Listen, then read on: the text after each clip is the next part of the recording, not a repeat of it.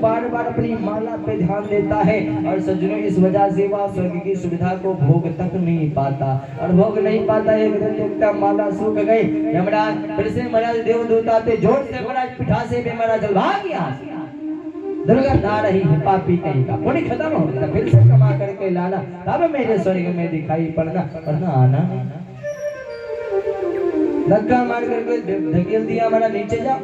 फिर से जीव आता है पृथ्वी पर किसी न किसी स्वरूप बनाकर से फिर से कर्म करता है, फिर पुण्य अर्जित करता। अब कहीं पाप कमा लिया सज्जनों तो नरक हो गया, सबका सब काम खत्म। तो सज्जनों 84 लाख योनियों में जीव ऐसे ऐसे भटकता है।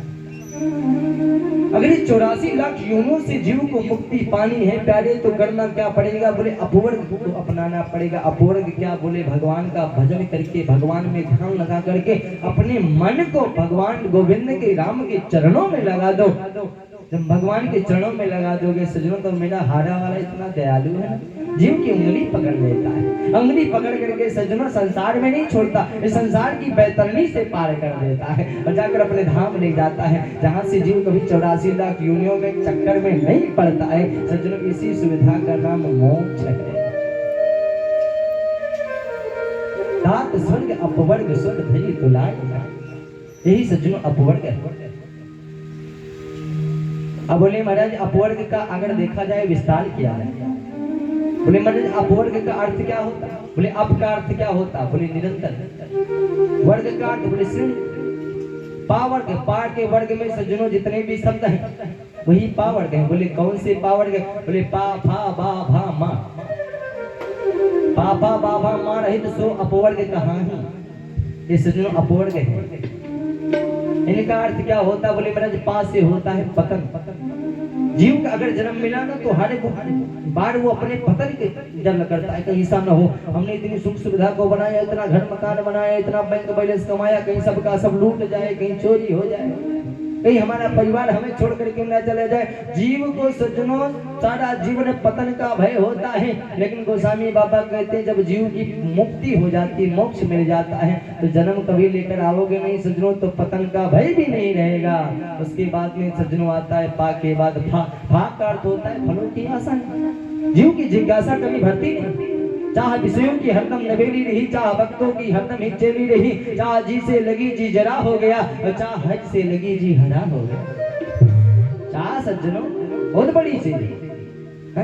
आप पहले मना साइकिल से पैदल चलते थे, सोचा साइकिल आ गई, साइकिल से चले कुछ दिन मोटरसाइकिल आ जाए, मोटरसाइकिल से चल रहे हैं, अब कार आ जाती है, अच्छा होता है, कार से चल रहे हो, हवाई जहाज से सफर करते वो भी कर लिया, मना तब भी जिज्ञासा नहीं शांत। बोले ये क्या है? बोले ये चाह है। और सज्जनों चाह कभी व्यक्ति की समाप्त नहीं होती।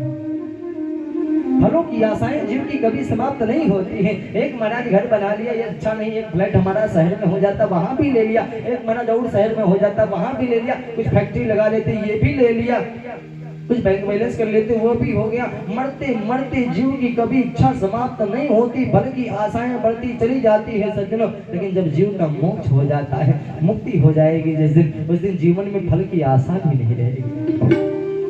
जब तक संसार की वस्तुओं का आप चिंतन करेंगे, संसार की वस्तुओं का पाने का प्रयास करेंगे आप, तब तक आपकी चाह सज्जनों निरंतर बनी रहेगी। और जिस दिन आपकी चाह आकर के गोविंद के चरणों में लग गई, जिस दिन आपकी चाह परमात्मा के सानिध्य में लग गई तो सज्जनों चाह वही समाप्त हो जाती। क्योंकि जिसने इसको चाहा संसार में उसने क्या चाहा?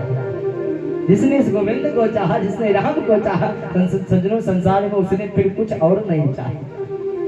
तो चाह अगर समाप्त करनी है तो भगवान की चाह करो, परमात्मा जिस दिन मिल जाएंगे सज्जनों तो चाह पर ब्रेक लग जाएगा। और जिस दिन संसार की चाह करोगे तो चाह जीवन में मर जाओगे लेकिन तब भी नहीं खत्म होने वाली।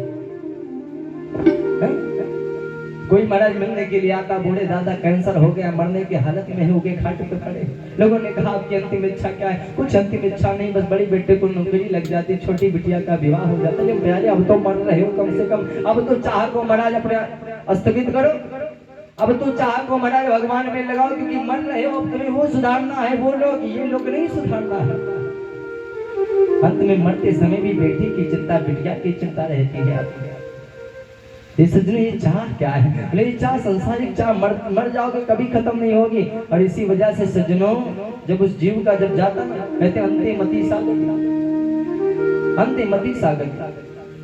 कुछ लोग रहते हैं महाराज सारी जीवन कंजूसी किया, मक्खी चुस्पनी करते हैं, और मक्खी चुस्पनी करने के बाद में धन दौलत किसी को देते नहीं, चुपके से जाकर छिपा लेते हैं। गाड़ दिया, गड्ढा खोदा, जमीन में गाड़ दिया, और जमीन में गाड़ने के बाद में क्या करते हैं, मरते समय जब मरने लगते हैं आंखों में पर्दा पड़ जाता, मुख से जुबान नहीं निकल रही, हाथ पांव नहीं उठते हैं, पैर चल नहीं सकता है, कहाँ बताते धन कहाँ गड़ा है। अपना मन केवल खजाने में लगाते, कहीं ऐसा ना हो कोई पा जाए, कहीं ऐसा ना हो कोई देख ले, कहीं ऐसा ना हो हमारे घर वाले की जगह पड़ोसी कोई पा जाए।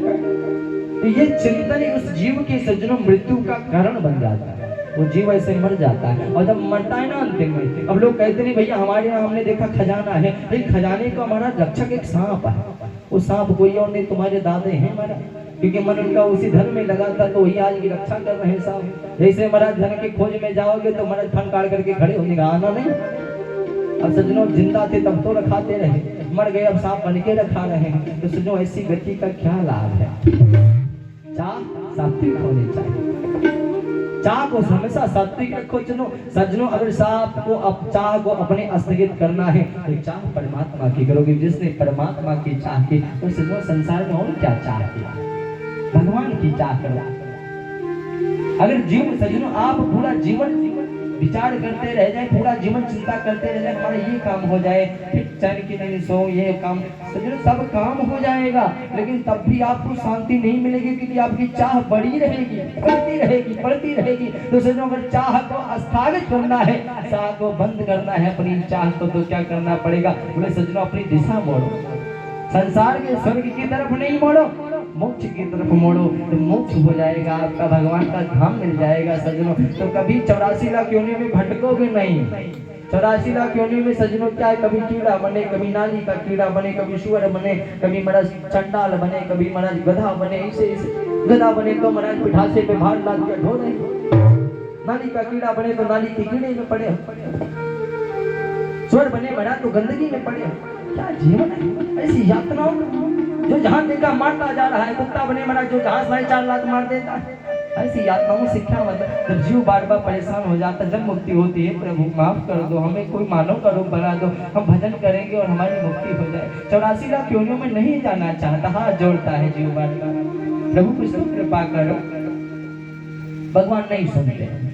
दूसरे फिर जाता है, फिर प्रभु इस बार तो स्वर बना दिया, गंदगी में घूम रहा था, प्रभु अब तो मुक्त कर दो, आप हमको मानो बना दो, आपका भजन करूंगा और भजन करके अपनी मुक्ति कर लूंगा। परमात्मा तब भी नहीं सुनते। 84 लाख योनियों में लाखों बार जब जीव रोता है, बिलखता है, चरण में पड़ जाता है, तब भगवान को दया आती है। तो भगवान क्या करते हैं सज्जनों, तब भगवान मनुष्य तन देते हैं। जा भाग, मनुष्य तन लेकर के भगवान का भजन कर, मन को परमात्मा में लगा और अपनी मुक्ति कर ले, भटकना नहीं पड़ेगा तुझे। तब सज्जनों ये जितने मानव स्वरूप में आप बैठे हैं, ये स्वरूप ऐसे नहीं मिले। लाखों लाखों यातनाएं सहने के बाद में, लाखों योनियों की यातनाओं को सहने के बाद में, तब जाकर आप मनुष्य के रूप में आए हो। और सज्जनों आज मनुष्य रूप पा करके आप लोग किस दिशा में जा रहे हैं, ये सज्जनों से हम विचार करना चाहिए।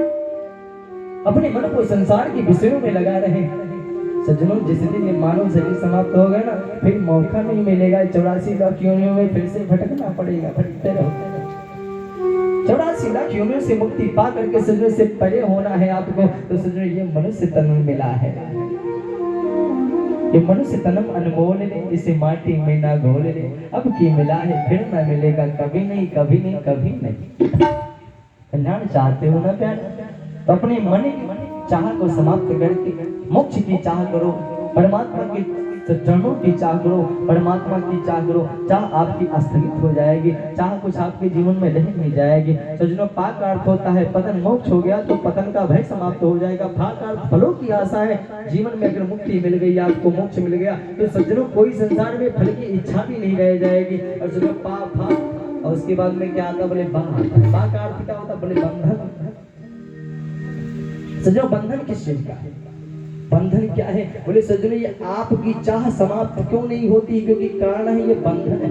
बंधन कौन सा, बोले संबंधों का बंधन है। ये हमारी बिटिया है, पढ़े लिख कर बड़ी हो जाए, ये हमारा बेटा भी नौकरी नहीं लगी है, ये हमारी पत्नी बीमार रहती है, हमारे माता पिता है बीमार रहते हैं, इनके लिए कुछ अच्छा, ये क्या संबंध है, संबंधों के बंधन है।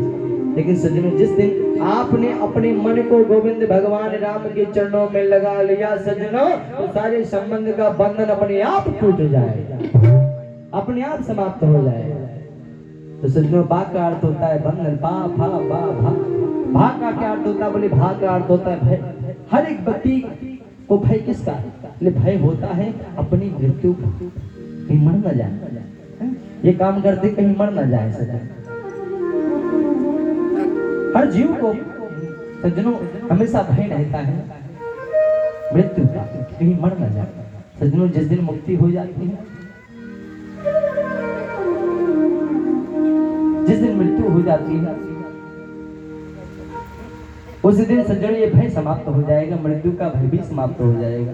कबीर बाबा कहते हैं भैया मरना मरना सब कहे, पर मेरा मन आनंद। और कब मिले हो कब भेंट हो, पूर्ण परमानंद। हमारे कबीर बाबा कहते हैं मरने से सारा संसार डरता है, मैं मरने से नहीं डरता। अरे मरने के बाद में परमानंद में प्राप्ति होगी, बस भगवान की प्राप्ति होगी। तो मेरे तो मन में उत्साह है, कब मिली हूँ कब बेटी हो, पूर्ण परमानंद। तो मरने से काहे को चिंता करो, मरने का डर नहीं मेरे जीवन। हमें परमात्मा की चाहे तो डर किसी चीज की नहीं। तो जो भा का अर्थ होता है भय, और भा के बाद आता है माँ। माँ का अर्थ होता है मृत्यु। ध्यान देना सभी, माँ का अर्थ होता है मृत्यु। और सज्जनों मृत्यु क्या है? बोले हर एक व्यक्ति मृत्यु से भयभीत होता है, हर एक जीव की मृत्यु होनी है। लेकिन सज्जनों आज के समय में जीव अगर मृत्यु से जीव को भय लगता है, मरने से लोग डरते हैं, सज्जनों तो कारण क्या है? एक डोर लगी है। बोले कौन सा? मोह का। सज्जनों नैनम चित्र नैनम सहस्त्र चित्राणी नैनम दहति पावका, पुनरप जन्मम पुनरप मरणम पुनरप जननी जठरे से। कबीर बाबा कहते हैं कबीर आत्मा, कबीर महाराज ये आत्मा मरती का है, आत्मा अजर अमर है। जीव तो मरने के लिए डरता रहता है, लेकिन सुनो जीव कहाँ मरता है? लोग कहते भैया किसी का नाम राम प्रकाश से, किसी ने कहा राम प्रकाश मर गए, और जाकर देखा तो राम प्रकाश जी तो पड़े हैं, तो मरा कौन? बोले आत्मा गई है। राम प्रकाश जी का शरीर तो पड़ा है, आत्मा गई। बोले सज्जनों आत्मा क्या है? आत्मा अजर अमर, आत्मा कभी मरती नहीं है। जिस प्रकार से सज्जनों एक दिन में आप कभी